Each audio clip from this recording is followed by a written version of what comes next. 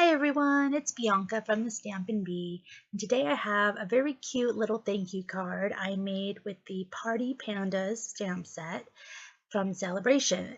This has to be one of my favorite stamp sets. I am obsessed with these pandas. I love them so much. So I wanted to make a cute little thank you card.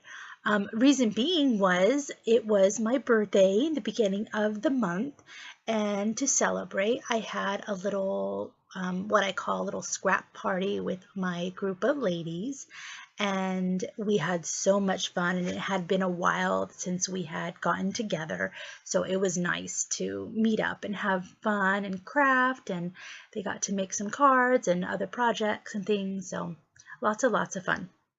And it was just great to see them again, and I wanted to thank them by sending them a really cute little thank you card in the mail. So of course I had to use my pandas because one of the cards that we made at the party was with the pandas, so I had to incorporate it. I love this little one holding the envelope. He's one of my favorites. But I did use the new Stampin' blend, so you'll see that in the video as well. So I just came up with a really cute design to send a card. I did use the small note cards that we have, the pack of note cards with matching envelopes. Those are a lot funner to use. You don't have to fill up so much space, and it was really easy, and I really like those. They're very efficient and fun.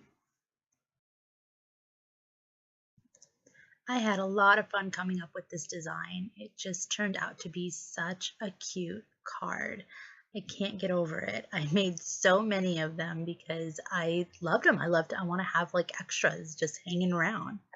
So one thing that I wanted to try with my pandas was something I had seen on Pinterest, and I had noticed that people were doing kind of a little shadowing onto their panda using their blends.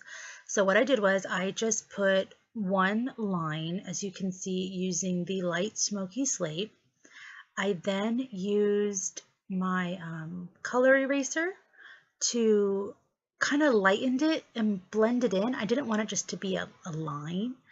And then I went over it again, and the way that I went over it was I was more on the outline of the bear, not on the outside of the bear, but just on the outline, just to darken that part, but it was still a little faded from the color eraser. So it totally helped and just added that little bit of shadow, and you'll see in the pictures on this video and on my blog as well the detail that it added. I then used the pool party to color in the envelope, and I didn't color it in all the way. I have the middle kind of still a little white, so it's a little faded on there. And then when I did the heart, which was really small, I used the cherry cobbler and just did dots in there, and it filled it in perfectly. And of course I had to fussy cut, I had to cut them out, and I placed them on my card. And that little bit of detail made my panda stand out so much. I was really impressed with that. So I did do my little thank you from the Thoughtful Banners, and I cut it out with the classic label punch, and I just used it to get the sharp edges, and then I flagged the ends and added that to it. I used fuse to attach it to my glitter paper, which I did cut out with a 2-inch circle, and it seemed to work because I know different types of adhesives are not the greatest for this glitter paper, but the fuse seemed to work, and I put a lot of fuse on there. And then I laid it down with one of the blocks on top just to kind of press it in a little bit more, and held it down for a while just to make sure it really stuck. So far so good. I haven't had any fall off, so it seems to work for me, so I'll probably be trying that into the future, but it did stay onto my card.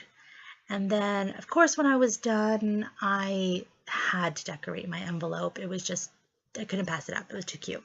So I used the textures stamp that I had used on the card on the flap of the envelope with the pool party.